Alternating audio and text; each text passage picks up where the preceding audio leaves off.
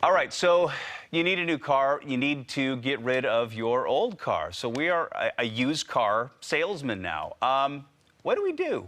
How do we deal with this? Let's bring in an expert to find out. Grant Feek is the founder of Seattle-based Tread. It's a first-of-its-kind peer-to-peer car marketplace. Great to have you here this morning, and we need some insight here. So we're selling our car. What's the first thing we do? What research should we be doing? And how do I determine the right price for the car I'm trying to sell? Thanks for having me, Bill. So the first thing that you need to figure out is, do I want to sell this car to a dealership, or do I want to sell it myself on the private market? There are pros and cons of both. If you go the route of selling it to a dealership, it's much easier, it's quick, it's painless. It's not painless for your pocketbook. You're going to get a lot less money, like 20 to 40% less money. Okay. If you decide to sell it yourself on the private market, there's a little bit more legwork involved, but the payoff is you're going to get a lot more for your vehicle if you can avoid some of the pitfalls of being defrauded. Okay, yeah, and that's the thing. So what should we be watching out for in terms of, what a scammer may be trying to do to us? If we're selling it privately? Yeah. So what you'll want to do is make sure that you have your title document. That's number one.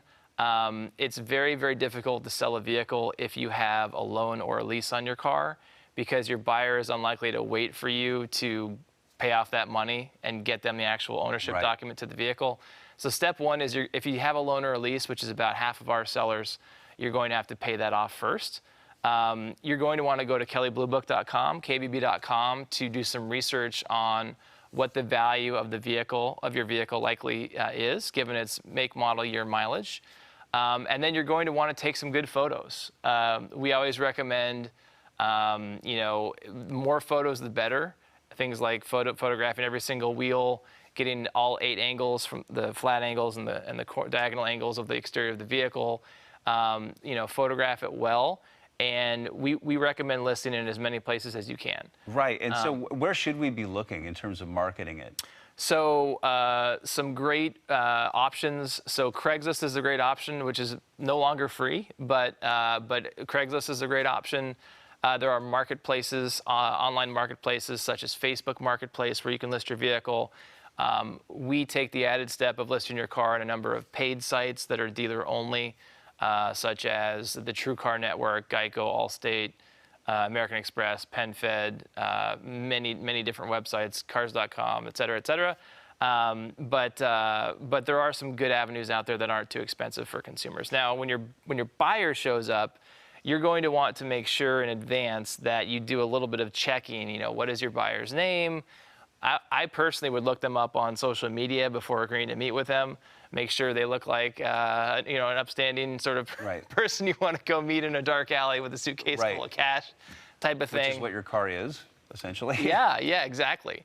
And payment is another big one. So when they pay you, you're going to want to make sure. I personally would meet them at the bank, make sure that money is in my account and secured before releasing the title document to your seller. There you go. That's good. And so when I'm negotiating sales price with a potential buyer of my vehicle, what do I need to be mindful of to make sure I don't get taken in that way? Great question. So just in the case of when you're a buyer, when you're a seller, you also should have a number in mind. And you should know, how desperate am I to get rid of this vehicle? How much do I need the money? How much do I need this car out of my life and out of my garage? Or my parking spot, God forbid, that I'm paying $400 a month for in Seattle. Right. Yeah. And you have that number in advance and be ready to say, look, I'm not ready to sell today if you aren't. So it's really doing the same. It's doing the research ahead of time, knowing what your number is, and sort of being confident when you bring that number to the table. Nice. All right. Grant Feek from Tread, thank you so much. Thanks for having me, Bill. I really appreciate it.